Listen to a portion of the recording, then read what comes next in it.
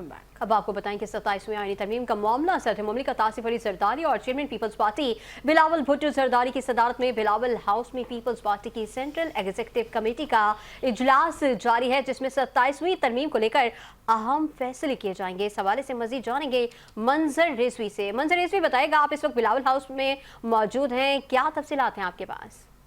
जी बिल्कुल, इस वक्त बिलावल हाउस के बाहर हम मौजूद हैं। बिलावल हाउस में अहम तरीन इजलास जिसकी सदारत सदर मुमलिकत आसिफ अली जरदारी और बिलावल भुट्टो जरदारी कर रहे हैं। इस इजलास में पूरे पाकिस्तान से मरकज़ी क़यादत जो है वो बिलावल हाउस में मौजूद है। 27वीं तरमीम के हवाले से ये अहम तरीन इजलास जारी है। आपसे कुछ देर पहले शाज़िया मरी ने यहाँ गुफ्तगू की थी। उनका कहना था कि जो शिकें हुकूमत की तरफ से पेश की गई हैं 27वीं तरमीम में, उनमें हम 1 से 2 ऐसी हैं जिन पर हम एहतजाज करेंगे और उसको कबूल करना हमारे लिए मुश्किल होगा। जबकि सेनेटर फैसल वाउडा इस हवाले से हम कह चुके हैं कि ये बिल्कुल मामला तय हो चुके हैं और पीस पार्टी जो है वो फैसला कर चुकी है कि यहाँ पे 27वीं तरमीम की मुकम्मल जो है वो हिमायत की जाएगी।